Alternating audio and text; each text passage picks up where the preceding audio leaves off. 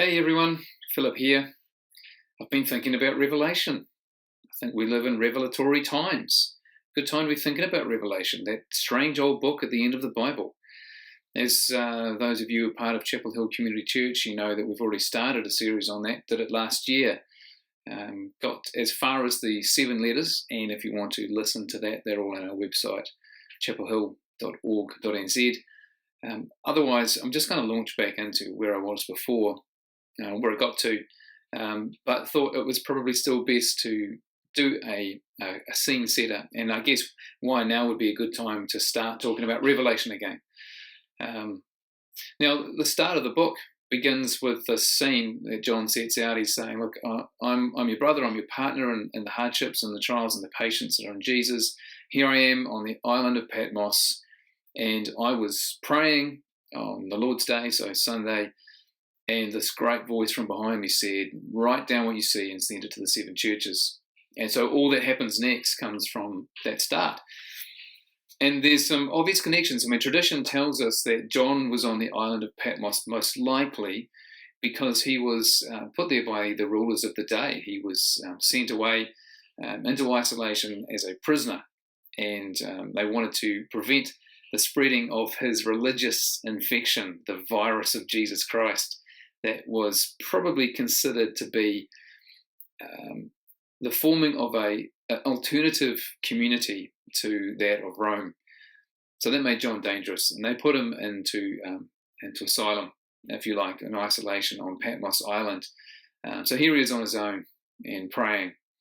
Now, our conditions are different, but here we are facing another virus, another infection, and with our government saying stay at home, stay in isolation to prevent the spread. Now, again, they're very different, different ideas, but the similarities interest me, or I just enjoy them. But certainly the notion, particularly that in isolation, that's the best time for revelation. I think that stands up to pretty close scrutiny, certainly within Scripture.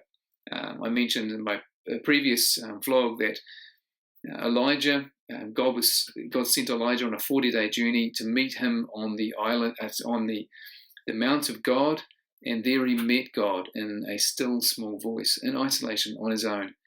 That the Spirit drove Jesus into the desert, and for 40 days he spent time there on his own, away from the normal hustle and bustle of life. And the oldest story of all really is that of Moses, who had spent 40 years in the desert, learning to be a shepherd after his upbringing as a prince of Egypt. And at the end of that time, on his own with his sheep, God meets him, and there's this great revelation of God that changes Moses' life, sends him on a journey as the human voice of God to save the people of Israel from slavery in Egypt.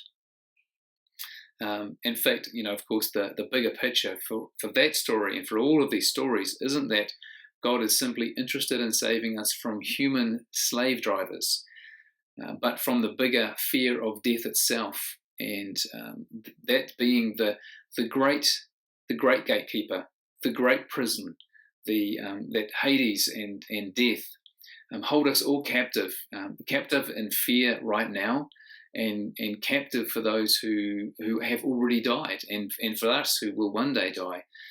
We will be held captive. At least that's the picture, right? That's the reality most of us are facing when we spend time facing it. And I think that's the point. That's the point of isolation. Isolation is a necessary condition for revelation, because unless we are cut off from our normal activities, unless the busyness can come down, we're unlikely to begin to ponder the big questions. We find it really hard to face the really real and the truly true. And if you need some evidence of that, let me suggest to you, how hard was it to consider that our lives may need to come to a crashing halt because there's a virus? How long did you stay with that idea, with that notion, and think, surely not? Surely this isn't going to happen. Surely we can't close down our country, our countries. Surely the world can't stop because of a virus. couldn't imagine a world in which people were staying at home, not going to work. Yeah, sure, we're trying to work at home, but businesses are closing. Jobs have been lost. It's an unbelievable situation, and not because it's impossible to believe, but because the reality of it is just so big.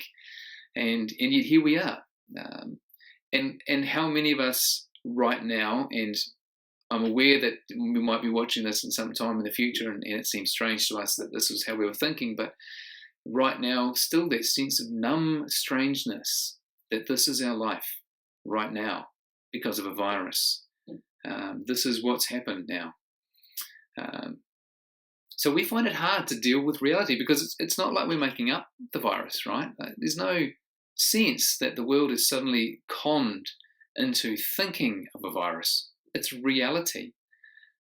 But just because it's real doesn't mean it's easy to grasp.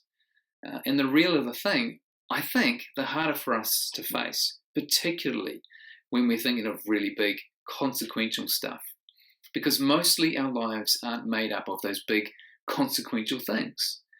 Most of our lives are spent just living, just getting on with stuff, the day-to-day. Important things, for sure. Putting food on the table, going to work, being a good employee, employer, being a student, learning what you need to learn to function in society, planning a future, planning a holiday. So many things that we do that keep us busy and keep us from thinking of these big consequential things, because mostly our lives are lived of little consequence. Now, I don't mean that they're meaningless. I don't mean that at all. But most of our decisions are, well, what am I going to eat tonight? Well, I'm going to have a stir fry or a butter chicken. It's not really of great consequence, but those are most of our decisions. They're mostly like that. And we shy away from the big questions. We shy away from the big things and find it hard to grasp them.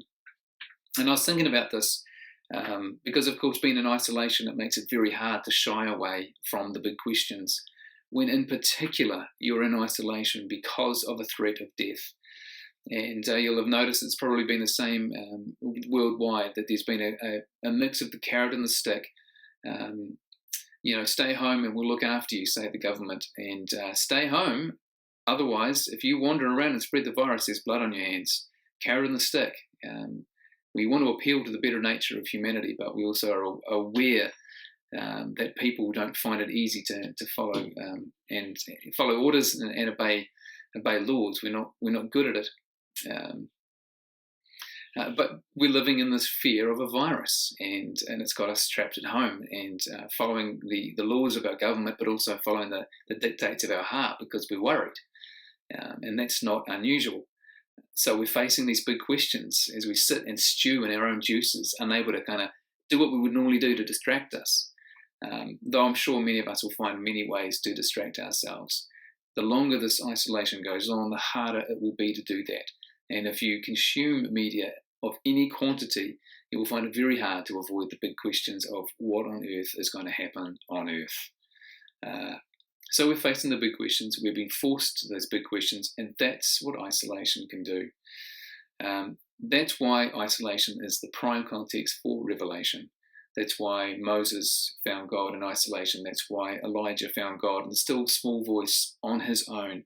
And that's why the Spirit drove Jesus into the desert. Why the desert and the place of isolation and separation is the place where we ponder the very big questions, the greatest questions. And John, on the island of Patmos on his own, is given a great revelation and wrote it down so that we could hold it. And it's important that it's at the end of the book, right? It's important that it's at the end of the book, because if you want to finish the whole canon of Scripture, you can't avoid it. And I know some of us do. Now, here's the thing. I like Revelation. I like the book. And the strange thing for me in liking the book is that for all of its strangeness, and you'd admit it's pretty strange, it's got some weird imagery. The scenes in it are pretty chaotic, and it seems to go in circles, repeating information, repeating scenes, these series of events that happen that seem to be doing essentially the same thing. It's all kind of bizarre and weird, and as much as it's drawing on a lot of ancient prophecy, older prophecies within Scripture itself, it sets it in a very new context with a very new set of languages and a whole different tone and character, and it's kind of strange.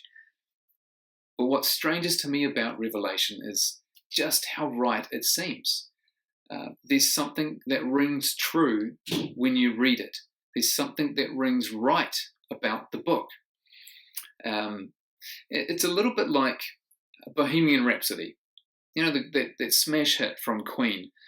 Now, Queen has this vast catalogue of wonderful pop songs, the kinds of things that fit really well into the genre that they were writing for. And then standing out as the odd one out is this weird song called Bohemian Rhapsody that takes us on this journey from this kind of wistful, heartache kind of longing into this rapturous scaramouche, and then brings us back down again. It's weird. And in fact, much like the book of Revelation, which was not easily accepted into the canon by everyone when it was being worked out what books should fit in Scripture. It took quite some time for Revelation to find its fit there. So too with Bohemian Rhapsody. Apparently, as the story goes, the writers, Queen themselves, loved the song. It said something about who they really were, but the studio wasn't as keen. They didn't want to release it as a radio hit because it was so bizarre. It was so strange. It didn't fit the norm, and they couldn't see how normal people would embrace it. And yet, for all its weirdness, it has this beauty, this otherworldly beauty, this strangeness. And we might not know exactly what it means, but it's speaking to us. It touches us. It draws us in and says something to us at a level that reason alone is just not enough. And I think that's the beauty and appeal of this book of Revelation.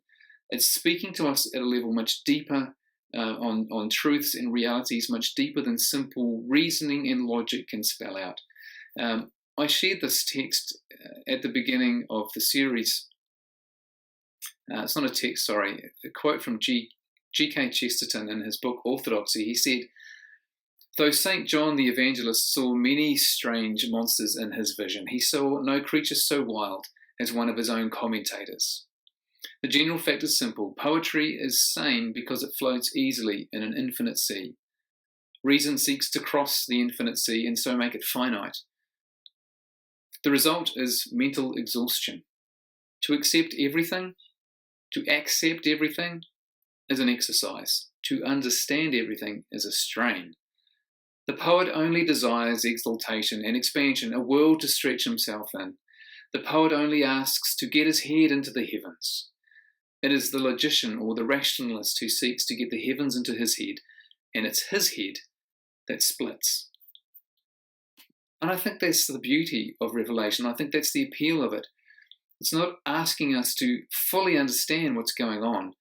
It's not appealing to our rationality per se, though there is a sense and a logic and a reasoning within it that makes sense when you see it and understand it and work on its terms, right? Work on Revelation's own terms rather than on my terms or your terms. It still stands up as being a very well thought through book, but the point of it really is to appeal to us to some deeper realities at a level where we can engage because we find reality hard to face. We can deal with it only at a certain level with any consistency. We can deal with reality when it means what are we going to make for dinner or what kind of plans we might make for our holidays and some of the slightly bigger questions of where we go with our career, where should we, what kind of house or neighborhood do we live in. We can deal with those questions, but we don't want to live with too big a question for too long. We want to get down to the daily day because we can live with those and we can live at that level, but not forever. And Revelation invites us into that big revelation of what is really real. As I was thinking about this, I recalled some devoted atheists putting out what they hoped was and believed to be quite a hopeful ad campaign. And it said, "There's probably no God, so don't worry, enjoy life." And again, I think they were trying to be helpful. The problem with it is it's skirting the big question, isn't it? It's not saying if you ponder the big questions, you will find life and meaning. It's saying forget about the big questions, put the big questions behind you, pretend they don't exist, and just go on with life. That life's enjoyment is in ignoring the big questions. And yet we're finding that not to be true. Like, we want that to be the case, perhaps. But let's face it, reality has come to bite on a worldwide level. Reality of our mortality. We can't ignore it. We certainly can't ignore it right now. I'm sure that will come a time when we will have equalized and we will have established a new rhythm of life in changed times. And we will normalize things, and we'll be able to put away this thought of mortality. We'll be able to push it away for longer again and into the future, into a distant unknown. And we don't have to think about it. But right now, and I guess wherever you are and as you're thinking about it, as you're listening to me, I hope you begin to consider these questions again, as St. John the Evangelist would appeal to us to do, to consider our mortality and the reality of what happens next, what actually is the meaning of life, who's controlling stuff, what's really going on. The appeal to this deep sense that life should have meaning, and it's not. If it's not easy to find, that's okay. To escape the journey won't work. That we can't just ignore the big questions and be happy. That will work maybe for a short period of time, but not forever. And here we are, we're sitting at home considering the big questions. As fear stalks the streets, we can't ignore it. We can't run from it. We can't wish it away. It's a reality. One we wish wasn't here, but one we can't ignore. And I would argue, in fact, of course, that not only is pondering the big questions helpful for us to put life into perspective, that it's essential, that it may disrupt, it may make us feel uncomfortable at times. But being uncomfortable is not a bad thing. Just enjoying life, eat, drink, and be merry, for tomorrow we may die. Sort of a way of saying what the atheists were saying. Don't worry about the big questions, as if God was a big source of worry. I don't know that he is. Certainly not for me. I think right now the big source of worry has nothing to do with whether God is doing something to our nation. It's whether there is a virus at work doing its damage. And no one's questioning that. It's not a worldwide con, is it? No, I think the fact is, or the reality is, reality is hard to face. The more real the real is, the more real the reality is, the harder it is to face. And so the more likely we are to want to try and ignore it. And when we're in isolation, we're forced to consider these big questions. The hope, of course, is in Revelation itself, in the revelation of Jesus Christ. And as we go through this series of the next few weeks, I think what we'll find is, rather than there's probably no God, so don't worry, it's let's hope there's a God, because if it's the God that we see revealed in Jesus Christ, now we don't have to worry. Now we can trust. Now we can think about living life. Maybe not this shallow idea of just enjoying life, but living life to the full, finding a way to navigate even difficult waters like we are right now, with a sense of hope and purpose and meaning, that no matter what disaster may befall, there is a God on the throne at the center of the universe who holds all things together, and there is no force of evil or destruction that can overcome him.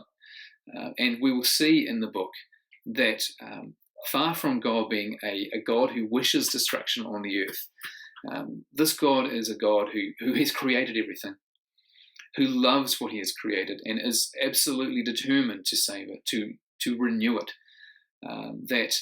If you take the entire journey of Scripture, we start in Genesis in a garden, and we end in Revelation in a garden with a city, which is to say that the earth has been renewed, that the things that plague it, and deliberate use of word, things that plague it have now been dealt with.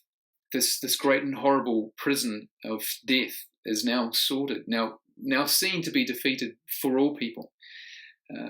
And this image of the city, that our journey hasn't been one of just returning back to a garden, but there's been a journey of moving from garden to garden and city, and the city is the heavenly realm itself coming to join with the earthly realm.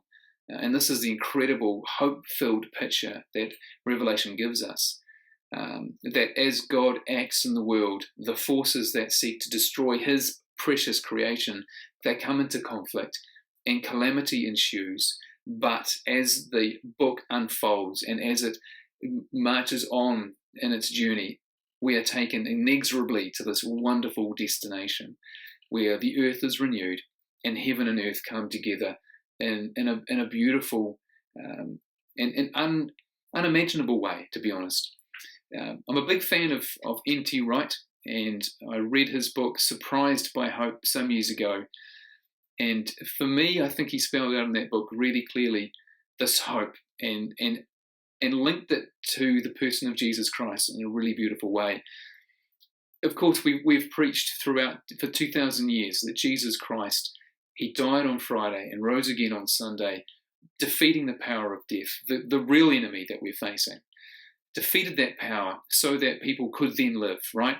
Not there's probably no God, so don't worry, but rather there is a God who defeated death. Now don't worry and live life, live it to the full. That he defeated death, and when he came back, he had a body that was more than the body that we're used to. He had a body that you could touch. He showed his disciples the scars, they touched him, and he ate. He had a body that was like ours, but it was a body that was beyond ours as well.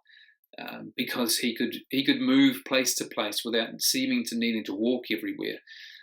He could disguise himself, and of course he, after 40 days on earth after his resurrection, he ascended to the heavens, which is to say that he in bodily form is now a marriage of body and heaven and lives and coexistent with those things. Important to point out that the heavens, that's not where God lives. It's not like heaven is where God lives and earth is where humans live. The heavens are another created realm. Before God created all things, he didn't live in heaven, right? Heavens are created. He created the heavens and the earth. And what's happened is there's a separation between those two realms. Because in the heavenly, the spiritual realm, there's an eternal reality there, a depth of living that is beyond us at this point. But as we pass through death, as Christ passed through death and then defeated death, he now has an eternal body, one that is like ours, but transformed, renewed, in a place where eternity he can exist. And so that's the picture at the end of Revelation as well. The earth is renewed, and the city of God, the city of heaven, has come to join earth, and they join together as two realities that exist and are supposed to exist together, not separated as they are at the moment. And so that's the picture. That's the hope. That's the revelation. So we have to pass through this fear of death, if I can put it that way. We can't avoid it. Avoiding it will not help. We have to pass through it. We have to confront it. We have to see it. We have to accept our mortality, not because that's how our lives get spoiled, but because that's how our lives get put into context, seen to be precious, seen to be beautiful, seen to be worth preserving. But when they pass, we pass into a hope of more life, better life, increased life. That's the hope that I hope we find in the book of Revelation. So join me in due course, and I hope that you enjoy it. Please pass your comments, and please hit subscribe if you haven't already, and the bell icon, and you'll get updates as I put out more vlogs. And I'll see you soon. Thanks for tuning in. It wouldn't have been the same without you.